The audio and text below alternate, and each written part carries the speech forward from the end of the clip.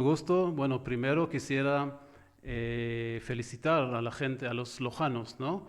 Por el Día de la Independencia, ¿no? De Loja. Felicitaciones y también expresar nuestra solidaridad, ¿no? Con la difícil situación que ustedes viven ahora con los incendios. Espero que se mejora muy pronto. Y a propósito, Israel está también por ayudar, por mandar una asistencia nuestra para combatir los incendios. Y en lo que tiene que ver con mi visita en Loja, estoy invitado por el señor Gabriel Maldonado del Centro Cultural para la Historia Sefaradí. Para los oyentes que no saben, los sefaradíes son los judíos que salieron de España en 1492. Sí, en la misma fecha que ustedes conocen, en el mismo año, salieron ahí expulsados por los reyes de España y llegaron a muchos puntos del mundo. Así que estoy invitado por el señor Maldonado y aparte de eso voy a dar algunas entrevistas como acá. Voy a hacer una charla en la UTPL. Voy a encontrarme con el alcalde de Loja y voy a reunirme también con algunos ex becarios. Israel tenemos una agencia de cooperación internacional en el desarrollo y cada año invitamos becarios de todo el mundo, también de Ecuador, para participar en cursos en Israel. Y esos becarios después se hacen ex becarios, son siempre buenos amigos de Israel y voy a también a conocer a algunos de ellos acá en Loja. Sí, fenomenal. Las relaciones siempre han sido muy cordiales, muy fraternas, Israel con el Ecuador. En algunos campos, que puede ser defensa, principalmente agricultura, ¿es potente eso? Bueno, sí, primero quizás hay que decir, el año que viene, 2025, vamos a celebrar 75 años de amistad, de relaciones diplomáticas entre Israel y Ecuador. Siempre hubo buenas relaciones durante todos esos años, con un poco de altibajos, pero sí buenas relaciones. Y si se trata del contenido de lo que tenemos, ¿no? En las relaciones bilaterales, los asuntos de defensa hoy en día no son tan fuertes como en el pasado. En el pasado sí, por ejemplo, proveemos los aviones Kafir, Café. quizás ustedes Sí, sí. conocen, que, Muy conocido, sí, claro. ¿verdad? Sí, Participaron en la guerra con Perú en este entonces sí. y hasta antes otros aviones que de ellos menos gente conocen, aviones que se llaman Arava, que son otros tipos de aviones. Y también en estos días, o sea, hace pocos meses llegó acá a Ecuador un envío de rifles, Sí, sí, largos fusiles, sí. sí, fusiles exactamente, para la policía Ah, sí, para el combate contra el narcoterrorismo, ¿no? El crimen organizado en Ecuador y más, pero no es el punto más importante, digamos, en las relaciones entre Israel y Ecuador. Creo que lo más destacado es la actividad de esa agencia que mencioné antes, la Agencia de Cooperación Internacional en el Desarrollo. Israel ofrece cursos en español en muchos temas, a partir de agricultura y asuntos, temas que tienen que ver con el agua, que son muy conocidos y tienen muchos años, pero también otras cosas, emprendimiento, innovación, empoderamiento de la mujer, muchos temas de educación y más. Creo que eso es un punto muy importante en las relaciones bilaterales. También de vez en cuando damos ayuda humanitaria cuando hay emergencias de la naturaleza, digamos en Ecuador. Y yo tengo acá en Ecuador un año y un poco, ya hicimos 2 veces entrega de ayuda humanitaria, una vez en la provincia de Bolívar y otra vez en un suburbio de Baños. Y también contribuimos una vez un sistema de tratamiento de agua para una población rural, un equipo israelí, obviamente. También estamos trabajando en otras cosas, por ejemplo, en un acuerdo de cooperación en educación, cultura y ciencia.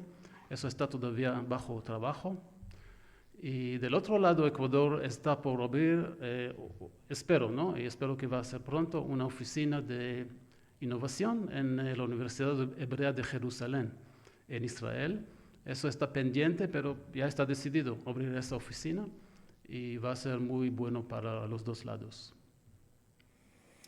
Es histórico el aporte del pueblo israelí al Ecuador, ¿no? Es histórico, es Sí, importantísimo. sí. Usted dijo que, a ver, muy bien. Eh, Usted dijo que siempre ha colaborado con el Ecuador, excepto un altibajo ahí.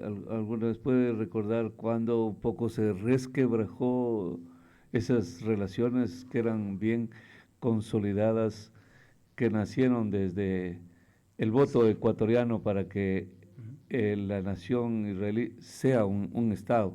No entiendo que ahí nace este cariño, este reconocimiento a a ver, hay una persona en la línea. Vamos a pasar una llamada, como le había advertido a usted, Ok, en tanto en cuanto haya ok. respeto en la intervención, solo que le ruego abreviar también. Buenos días, le escuchamos. Adelante. Muy bien, se ha retirado, se ha retirado. Ok. Hay libertad acá absoluta, pero se ha retirado. Entonces le decía ahí, puede ser que topemos eso porque la pregunta fundamental es también, o sea, es cómo es que puede vivir el Estado de Israel rodeado y puede convivir con tantas guerras, con tanta terrorismo también, que entiendo que es lo que acaban ustedes de vivir el 7 de octubre, Sí. ¿sí? Eso es otro holocausto, ¿no? Entonces, solo que quiero superar la llamada. Buenos días, le escuchamos, adelante. Gracias, doctora Aponte, y felicitándole pues al señor embajador de Israel, un país que en verdad nos ha ayudado muchísimo al país, al Ecuador. Yo recuerdo cuando de los aviones Arabá, que son de carga y abastecimiento de nuestro ejército ¿Verdad? ecuatoriano, Sí. hace más o menos ya 50 años. Es una cosa muy hermosa lo que se ha hecho, doctor, entrevistarlo a una personalidad como él.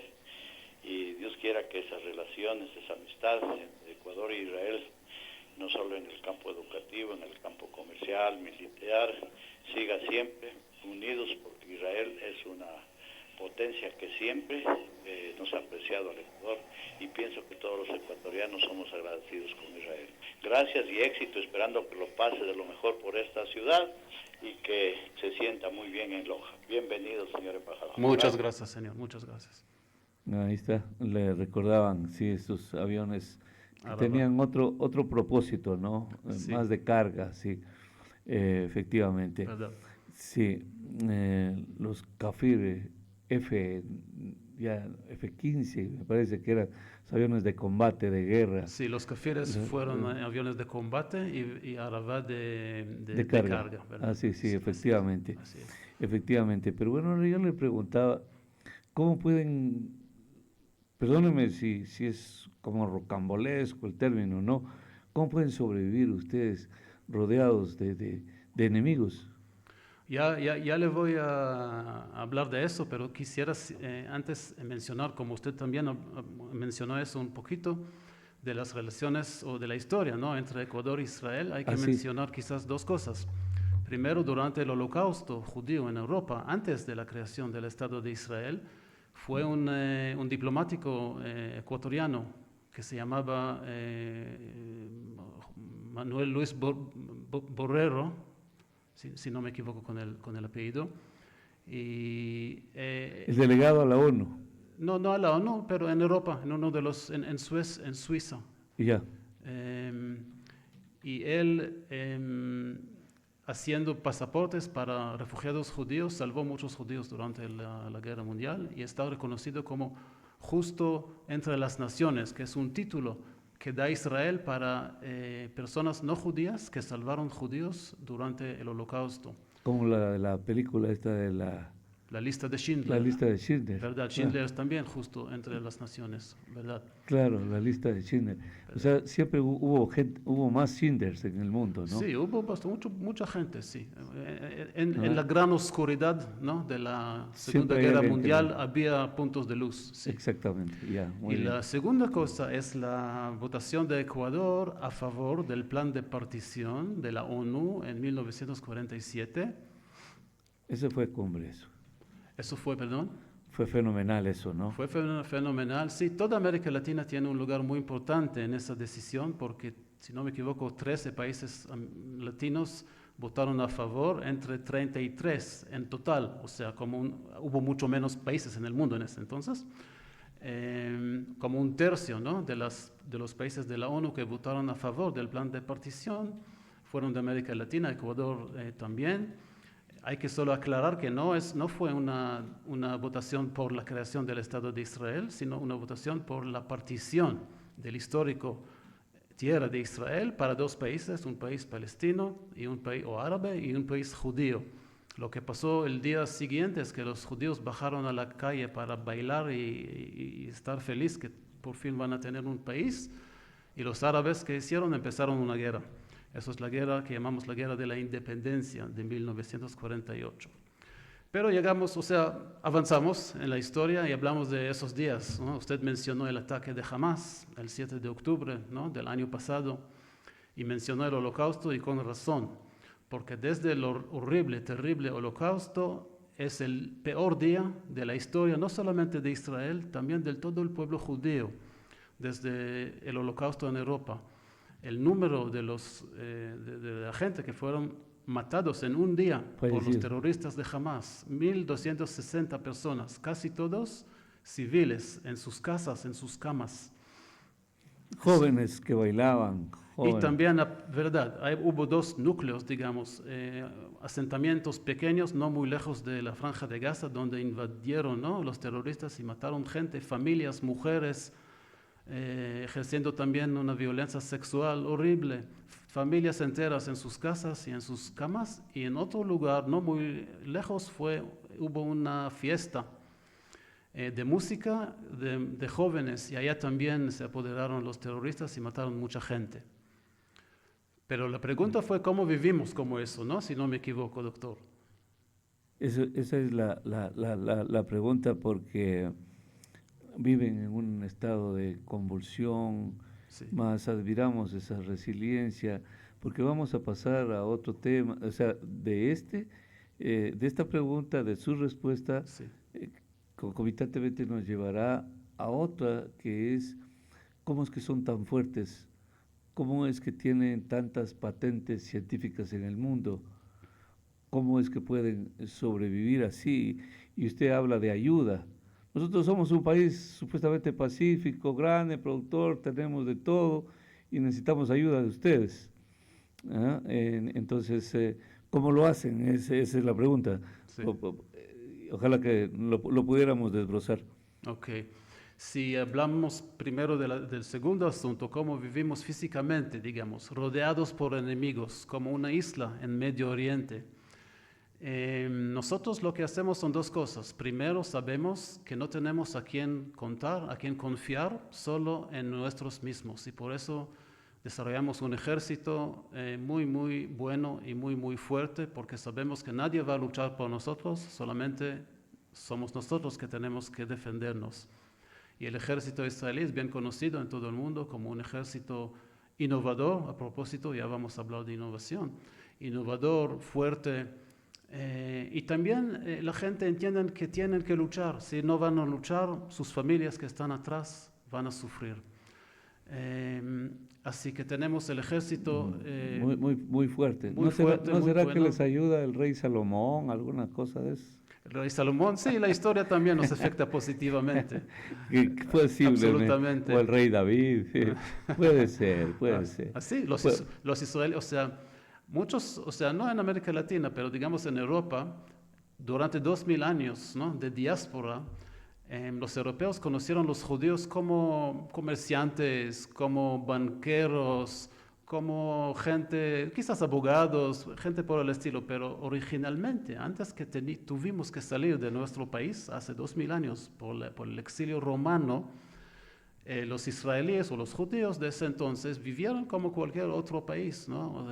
Agricultores, más que todo agricultores y también luchadores, tenían que luchar también en este entonces. Así A que, veces pienso sí. que fue gente muy humilde y por eso fueron esclavos de los egipcios. También esclavos de los egipcios, Sí, es claro. también parte de nuestra historia, Es ¿verdad? parte de esa historia Son- más antigua, pero ¿Verdad? Son 3000 años de historia, pero la sí. mayoría está en la Biblia. Si uno lee el Antiguo Testamento, la mayoría está ahí. Y pero sí, ustedes no se rigen por la Biblia, sino por la Torá. la Torá es parte de la Biblia, ¿no? La Sí, Biblia, sí, el sí, Antiguo pero Testamento tiene algunas partes. Una de las partes es la Torá. Es sí, la parte quizás, ¿verdad?, la más importante, digamos. sí, Y también es la mejor respuesta para ellos que piensan que nosotros, que no entienden, digamos, que somos indígenas, somos los israelíes, somos indígenas en nuestro país, el país de Israel. Regresamos a nuestro propio país, que tuvimos que dejar hace 2000 años, y no somos como invasores europeos, como algunos de nuestros enemigos dicen. No somos como los españoles en América Latina y tampoco somos como los, qué sé yo, belgas o franceses en África o ingleses que vinieron para robar los recursos naturales. sí, para expoliar, sí, Claro, en la tierra de Israel no hay recursos naturales casi nada. Nosotros simplemente regresamos a nuestra casa. Y ahora quizás podemos hablar cómo hicimos todo eso y quizás también conectarnos al asunto de la innovación, si usted quiere. Por favor, por favor. Ok. Yo me puedo amanecer escuchando Sí. todo lo que es de Israel. Siempre me he preocupado por esa historia, una historia que incluso puede ser nuestra, porque aquí hay efectivamente asentamientos judíos Gracias. y, Sí. y el aporte y la hermandad siempre ha sido fenomenal. Cuando veo por ahí presas que tienen vinculación con el Estado de Israel, pero que son de riego, que son de agricultura, me llena mucho de emoción y pienso que hay que aprovechar eso. ¿Verdad? Yo creo que puedo decir dos cosas. Primero es que, digamos, como no tenemos recursos naturales en Israel, casi no hay nada. Hay poco, pero casi no hay nada. Entendimos muy temprano que el único recurso que sí tenemos en Israel es el recurso humano. Y el recurso humano hay que desarrollar, hay que invertir en eso, más que todo en la educación, en los colegios y en las universidades.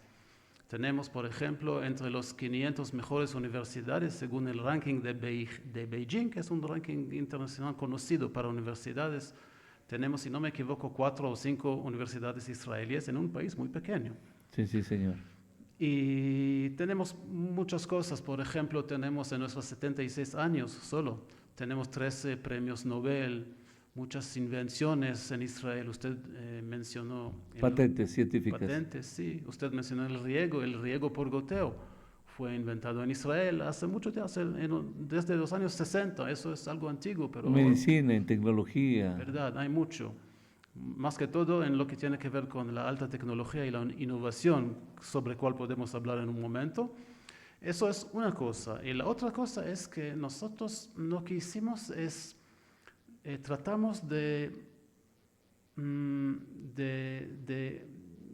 solucionar un problema y de esa solución llegar a muchos logros. Y lo voy a explicar por ejemplos. Un ejemplo es la situación de seguridad en Israel, que desde el primer día no fue muy buena y tuvimos que luchar. En este entonces tuvimos que desarrollar el ejército que acabamos de mencionar, y el ejército avanzado que tiene Israel también influye positivamente para toda la economía. Por ejemplo, gentes que salieron, o sea, veteranos del ejército, que salen del ejército con conocimiento. No conocimiento de luchar, sino conocimiento de arreglar cosas, de organizar, de innovar. De inventar cúpula de hierro. Exactamente, sí, exactamente. Ese es muy buen ejemplo. Esa gente no se queda en el ejército para siempre, sino salen del ejército un día y de ahí desarrollan el Israel en general y la economía de Israel. Otro ejemplo es la escasez de agua. Israel es 60% desierto, pero desierto como no el norte de Chile, o desierto total. Terrenos yermos. ¿Verdad? Sin sí. agua, sin nada de agua, y también los otros 40% no tienen mucha agua, tienen algo de agua. Y el país es muy pequeño y hay mucha gente. Hoy en día ya tenemos casi 10 millones de personas en un país del tamaño de la provincia de Orellana. Nada Sí. más, eso es el tamaño de Israel. Sí, Un sí. país pequeño, el único país judío en el mundo, ante 22 países árabes, 57 países musulmanes, solo un país judío en el mundo en el tamaño de la provincia de Orellana.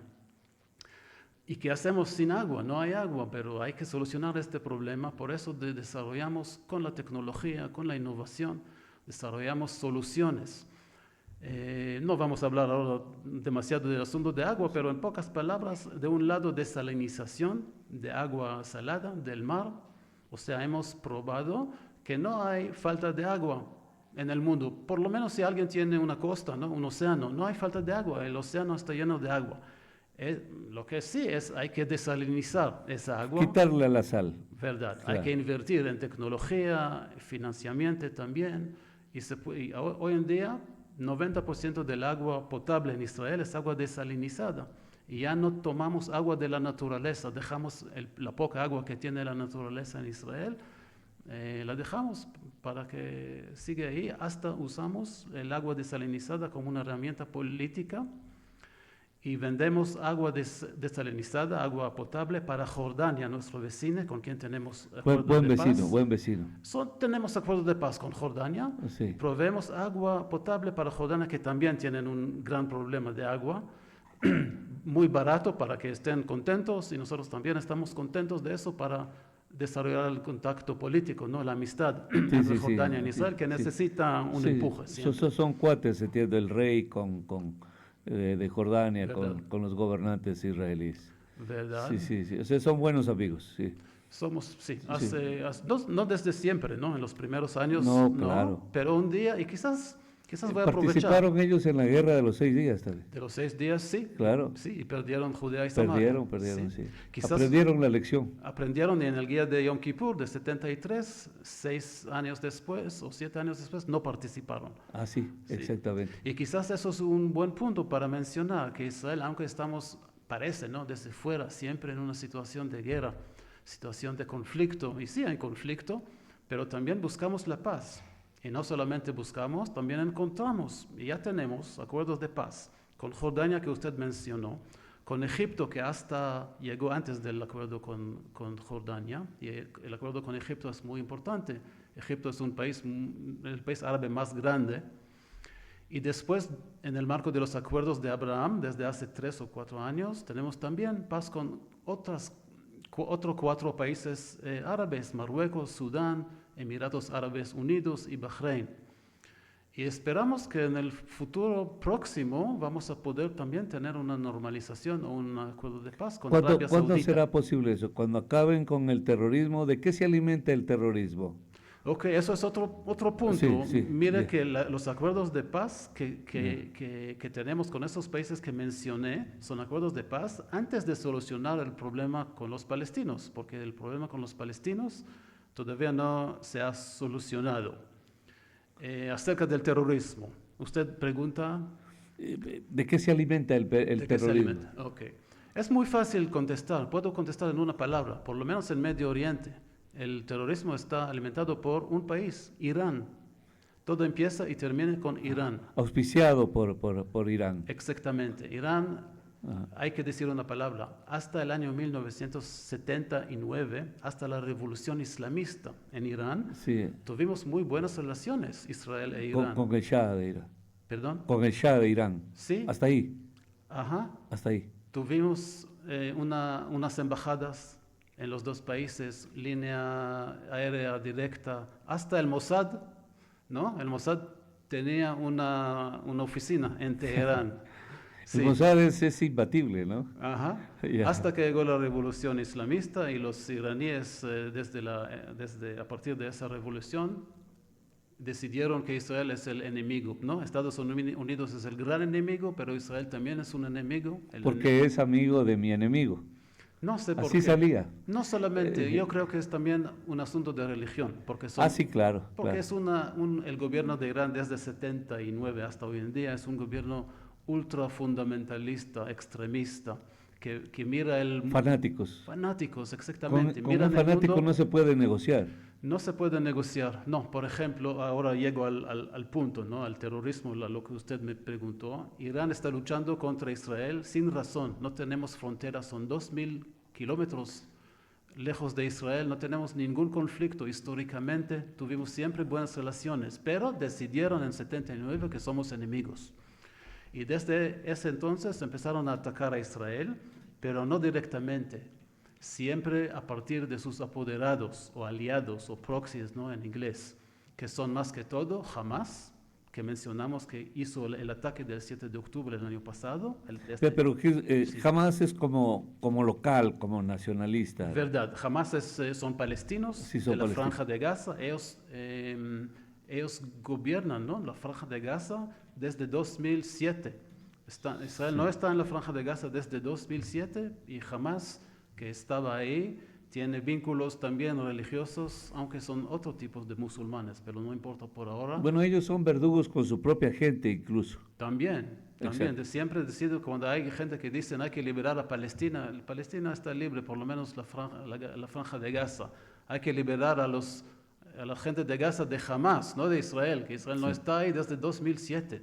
Es Hamas que controla ahí y hace todo en vez de desarrollar la economía de la franja de Gaza, invirtió todos sus recursos en los túneles y en el armamento, Sí. y siempre atacó a Israel. Siempre, no empezó el 7 de octubre. Siempre fue el objetivo. Ya son 17 años desde que Hamas controla la franja de Gaza que están atacando a Israel con misiles, con cohetes, con infiltraciones. Y de ahí viene el otro movimiento más internacional, Hezbollah.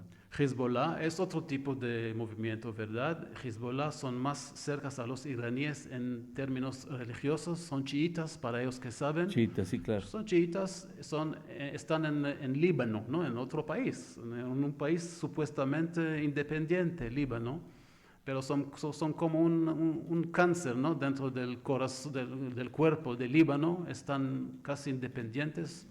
Reciben mucha ayuda, como Hamas, ayuda, entrenamiento de parte de Irán, financiación, ayuda política, reciben de todo de parte de Irán. Y todo eso tiene un sentido, ¿no? Una razón, que Irán quiere sofocar a Israel, no directamente porque es mejor hacerle el trabajo por otras personas, están sofocando a Israel, tratando de sofocar a Israel. Con mano ajena. Con mano ajena, con Hezbollah en Líbano, con Hamas en la Franja de Gaza, y no solamente, también existen los hutíes, no sé si todo el mundo escuchó, cómo no. En Yemen, ¿verdad? En Yemen, claro, son temerarios. Son también terroristas, también están hundiendo buques comerciales en las costas de Yemen y están de vez en cuando también lanzando misiles hacia Israel por la orden de Irán. Así que usted me pregunta, perdón, el origen del terrorismo, por lo menos en Medio Oriente, el origen del terrorismo es muy fácil de definir, es Irán. Todo empieza y termina con Irán. Bueno, pero ese es el auspicio. En realidad se origina por las diferencias religiosas también, ¿no? Hay ese fanatismo intransigente que no permite ningún tipo de negociación, ningún tipo de entendimiento, ¿no? Mire usted, en el mundo hay 1.5 mil millones de musulmanes. 99.999, no sé, son gente tranquilo, son gente amable, son gente que quiere vivir, son gente que no tiene problema con nadie. Pero es suficiente algunos poca gente. Para incendiar como nos incendian aquí los bosques. Exactamente, y todo. Yo digo Pirómanos. que Irán, con el contexto, ¿no? de Ecuador últimamente, Irán es el pirómano de Medio Oriente, están poniendo fuego donde ven posible. Y sin razón, o sea, otra vez, en vez de desarrollar la economía de Irán, que no es, antes fue un país muy exitoso, ahora ya no. ¿Por qué? Porque sus líderes, como Hamas en la Franja de Gaza, en vez de desarrollar la economía, las relaciones internacionales, están buscando el arma nuclear, Irán, o luchar contra Estados Unidos y contra Israel. Sin razón, no hay ningún problema entre Israel y Irán. No debe haber ningún problema. Y todo eso, ¿por qué? Por la mala interpretación de la religión musulmana. Porque otra vez casi todos los musulmanes quieren y viven su vida tranquilo. Solamente algunos malinterpretan, ¿no?, la religión musulmana y piensan que es su deber religioso. Se llama yihad, ¿no? Guerra religiosa, ¿verdad? Luchar contra los judíos, ¿no? O contra Israel. Contra los infieles, que le llaman. Sí, ¿verdad? También. Bueno, no obstante conviven en realidad musulmanes con israelíes, conviven en la vecindad, ¿no? Trabajan incluso. Hay intercambios ¿Verdad? comerciales, laborales. ¿Verdad? Ya mencioné los 6 países árabes con quien tenemos relaciones diplomáticas, ¿no? Embajadas tenemos, y tenemos muy buenas relaciones con muchos otros países musulmanes, en Europa, en Asia Oriental o Central, en muchos otros lugares. Y también hay que saber, en Israel tenemos 20% de árabes musulmanes que viven en Israel como ciudadanos como yo, con un pasaporte israelí, que pueden votar, que pueden ser elegidos para el parlamento, que pueden ser, qué sé yo, embajadores. Ahí tenemos embajadores árabes o drusos también. O sea, ya dentro de Israel, dentro del mismo país, tenemos 20% de musulmanes. Incluso militares. Incluso militares. Incluso algunos no es obligatorio como para los judíos. Ellos que quieren sí pueden ir al ejército, y algunos sí sirven en el ejército. Ya, es la primera vez que en 3 años, creo, y más, me voy a pasar del programa que termina a las 9, pero como hoy es festivo, le voy a pedir a Paulita, mi compañera, que me regale unos 3 minutitos más para hacer esta deferencia. Como yo no puedo ir a Israel, Ajá. pues el embajador de Israel ha venido acá a Loja y a Radio Bacana, Sí. entonces tengo que aprovechar, ¿no? Okay. Y la última pregunta nada más es, ¿qué lectura tiene usted de esta situación conflictiva que vive el Ecuador? Otrora un país pacífico, ejemplo para el mundo, ¿no? De lo que es vivir en paz, en armonía, y de a poco se fueron introduciendo grupos terroristas auspiciados por las mafias, y claro, como decía Fernando Villavicencio, siempre protegidos por el poder político. Pero ¿cuál es su lectura? Esa puede ser una lectura que nosotros tenemos y que a lo mejor está errada, pero la suya como embajador de Israel, de un país que sabe lo que es vivir en conflicto. ¿Cuál es la lectura? Bueno, es la última pregunta y la más difícil, creo, porque nosotros no vivimos una tal crisis en Israel, no vivimos. Nuestros enemigos son sempiternos. Sí, externos, ¿no? Después más de la frontera, y en caso de ustedes son ecuatorianos, ¿no? Son desde adentro, digamos. Desde adentro, ya. Pero sí le puedo decir que terrorismo es terrorismo. Como dice el presidente Noboa, son narcoterroristas, no narcodelincuentes, sino narcoterroristas. Y él tiene razón, es un terrorismo que ejercen. Y en este sentido no son tan diferentes de los terroristas que nosotros tenemos en Medio Fundamentalistas. Oriente. Fundamentalistas, claro. De otro tipo de fundamentalismo, pero Exacto. sí. Y también les digo que la manera de combatir contra el terrorismo, sea el terrorismo político o religioso en Medio Oriente, o terrorismo o narcoterrorismo como acá en Ecuador, las maneras son muy semejantes. Físicamente, o sea, las armas o las estrategias o las tácticas son muy semejantes, y por eso Israel es muy relevante para Ecuador en su lucha contra el narcoterrorismo, pero también mentalmente, digamos, ¿no? También el entendimiento que usted tiene un enemigo, que va a seguir un enemigo por mucho tiempo. O sea, la guerra no va a ser fácil. Espero que no va a durar tanto tiempo y tantos años como en Israel, pero esa gente, los narcoterroristas, tienen mucho que perder. Su libertad, su vida, sus recursos económicos, es su trabajo, entre comillas, ¿verdad? Claro. Y por eso hay que ser muy, muy determinado. No hay que cerrar los ojos ni por un momento, sino todo el tiempo ver y pensar y desarrollar estrategias y técnicas y tácticas y consultarse con otros países. Es posible, no va a ser fácil, pero sí es posible luchar y vencer al narcoterrorismo. ¿Ustedes están dando una mano ahí? Estamos tratando de ayudar en lo que podemos, es que estamos mismos, como se sabe, También en están una complicados. mala situación en estos tiempos, pero sí damos una mano, sí. Señor embajador, estoy muy agradecido por la deferencia de visitar acá esta radio y pues ojalá que algún otro, como está recién venido al Ecuador como embajador, puede ser que Benjamín Netanyahu es una celebridad o no en Israel.